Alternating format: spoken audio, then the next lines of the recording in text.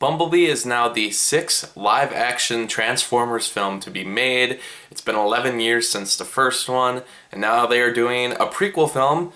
I don't know if this is going to lead to a trend of focusing on each individual character and doing one prequel film each, or if they're going to turn Bumblebee into a series.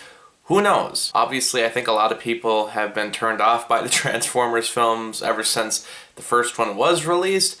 I think the first one got some kind of praise, but after that, the second, third, fourth, fifth one, even the first Transformers movie, which I think people liked, has aged a ton if you watch it. It doesn't really work as well as it did when I was younger. But Bumblebee, I was excited to see this. Travis Knight was directing, which was interesting because he did Kubo and the Two Strings, which was an animated film. It's nice to see him transition into live action.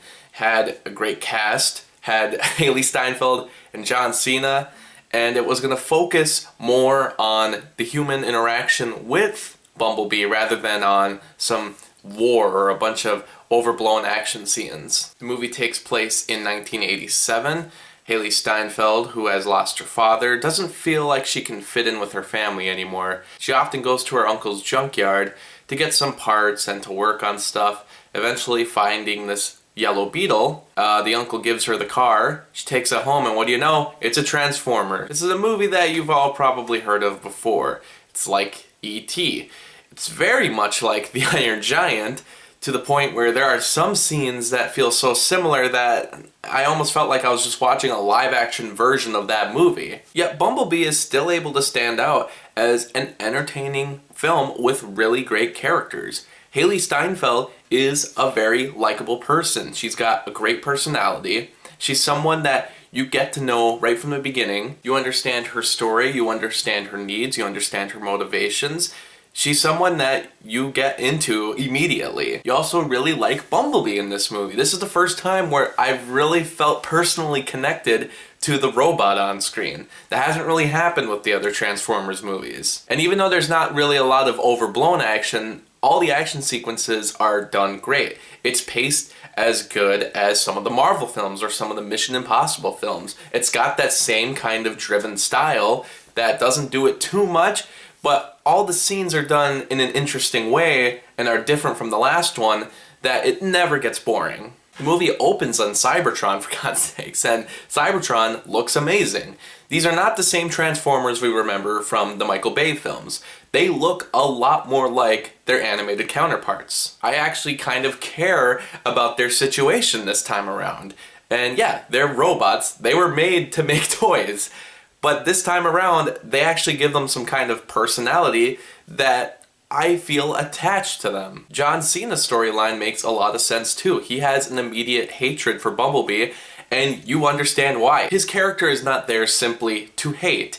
His character has a motivation from the beginning, which evolves over time. You completely understand where he's coming from. Haley Steinfeld also has a very quirky family, which that might be an element I could see people having a problem with, but for me, I think it really worked. And then we also have a boyfriend kind of character, not really. He's very goofy and lovable. They don't have a kiss per se.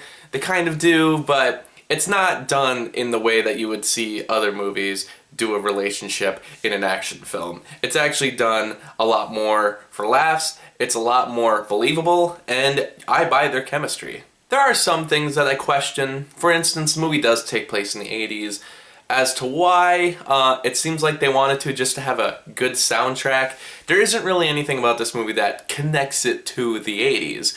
I guess that's because it's supposed to take place before the first Transformers, but even then there are some things done in this movie that completely contradict what happens in the later movie. It seems like they're trying to actually reboot the series more than set up the prequels for what happened in the later movies. I don't think they want those later movies to exist anymore. But as to why I put it in the 80s, well, I guess because every movie does that nowadays. Yeah, there's some cassette tapes in the movie, and there's VHS tapes, and, you know, there's a soundtrack, and they have 80s apparel, but nothing really else says, oh yeah, this is the 1980s. Bumblebee himself is a great character. He has a thing for Haley Steinfeld.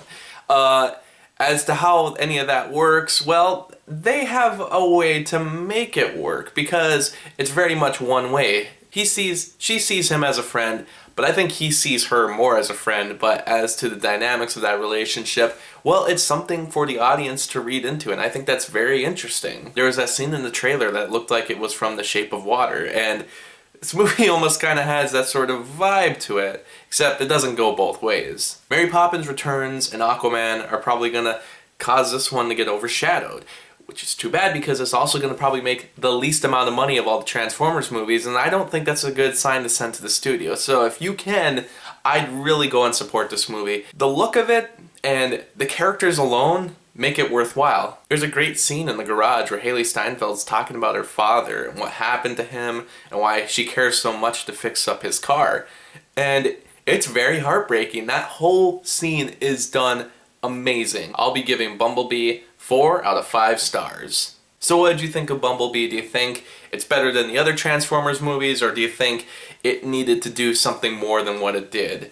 Leave some comments, and thanks for watching. Thank you for watching the video. A special thanks to Movie Johnson, Ryan, and Lucas for supporting me on Patreon. If you'd like to be like them and get exclusive access to content and blogs, and even request reviews monthly, please click on the Patreon link, and thanks for your support.